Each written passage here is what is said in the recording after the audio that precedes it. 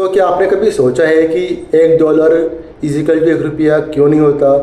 अगर आज डॉलर 90 रुपये के आसपास है तो इसका क्या मतलब होता है कि मतलब भारत गरीब देश है। और जब न्यूज़ में कहा जाता है कि रुपया डॉलर के मुकाबले गिर गया है तो आखिर इसका असर आपकी जेब पर क्या पड़ता है? तो फ्रेंड्स, आज की इस वीडियो में हम बहुत ही सिंपल वे में समझेंगे कि रुपये वर्सेस डॉलर क्या होता है एक्चुअली, और डॉलर की जो कीमतें हैं वो कैसे तय होती हैं, रुपया कमज़ोर या मजबूत क्यों होता है, और इसका असर आपके इन्वेस्टमेंट, इन्फ्लेशन और शेयर मार्केट पर क्या प्रभाव डालता है। तो फ्रेंड्स, वीडियो को लास्ट तक जरूर देखिए, क्योंकि लास्ट में आपको एक सिंपल एग्जांपल देके बताऊंगा कि ये टॉपिक हमेशा के लिए आपको क्लियर हो जाएगा। हेलो दोस्तों, दिवा स्टॉक मार्केट में आपका बहुत बहुत स्वागत है।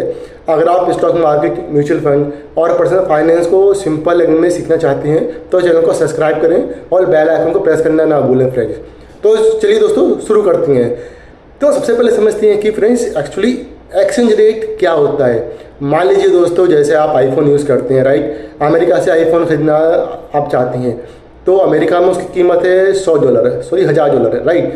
लेकिन भारत में तो डॉलर नहीं चलता फ्रेंड्स, राइट। इसके लिए पहले आपके पास जो रुपीस है वो आपको डॉलर में बदलना पड़ेगा। अगर $1 चल रहा है 90 रुपये के आसपास, जस्ट फॉर एन एग्जाम्पल, तो $1000 खरीदने के लिए आपको 90,000 रुपये देने होंगे। तो फ्रेंड्स, यही एक्सचेंज रेट यहाँ पे कहलाता है। तो अब ये सवाल आते हैं कि डॉलर महंगा या सस्ता कौन करता है? क्या अमेरिका ही करता है या गवर्नमेंट ही करती है? तो दोस्तों ऐसा बिल्कुल भी नहीं है। इसकी कीमतें तय होती हैं डिमांड और सप्लाई से। जिस चीज़ की डिमांड ज़्यादा होगी उसकी कीमत भी वहाँ पे बढ़ेगी। ठीक वैसे ही डॉलर की डिमांड बढ़ेगी तो डॉलर महंगा होगा और अपना जो रुपये है वो यहाँ पे कमज़ोर दिखाई देगा। तो दोस्तों यहाँ पे कुछ बातें हैं कि डॉलर की डिमांड किस रीज़न से बढ़ती है। तो यहाँ पे सबसे बड़ा रीज़न है कि भारत बहुत सारी चीज़ें बाहर के देशों से इंपोर्ट करता है, जैसे crude oil, electronics, machinery, semiconductor. इन सब की पेमेंट डॉलर में की जाती है, राइट। इसलिए इंपोर्ट ज़्यादा होगा तो डॉलर की डिमांड भी बढ़ेगी।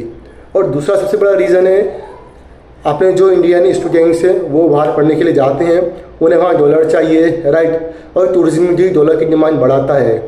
और तीसरा सबसे बड़ा रीज़न, भारतीय कंपनियां विदेश से सामान बाय करती हैं तो उन्हें भी डॉलर चाहिए वहाँ पे पेमेंट करने के लिए। चलिए फ्रेंड्स, इसी बात को थोड़ा यहाँ पे रिवर्स करके समझते हैं। अगर रुपये कमज़ोर हो जाए, राइट, तो हमारे पास क्या रहेगा? तो यहाँ पे पेट्रोल महंगा हो जाएगा, क्योंकि भारत क्रूड ऑयल इम्पोर्ट करता है तो वहाँ पर डॉलर महंगा होगा तो और खरीदने में ज़्यादा रुपये लगेंगे। रिजल्ट होगा सीधा दोस्तों, पेट्रोल और डीजल यहाँ पे महंगे हो जाएंगे।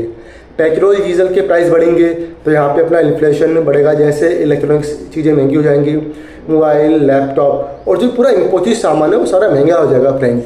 और इसी के साथ ही अगर आपका बच्चा विदेश पढ़ने जाए तो वहाँ फीस भी महंगी हो जाएगी। देन अगर फॉरेन ट्रिप्स पे आप लोग जाते हैं तो ट्रैवल कॉस्ट भी आपकी बढ़ जाएगी।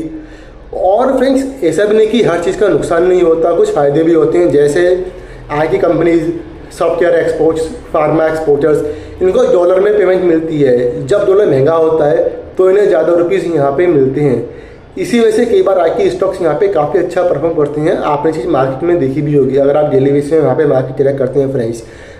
एक्चुअली दोस्तों, डॉलर मजबूत होने पर कुछ सेक्टर्स को नुकसान भी होता है, लेकिन एक्सपोर्ट कंपनीज को फ़ायदा हो सकता है।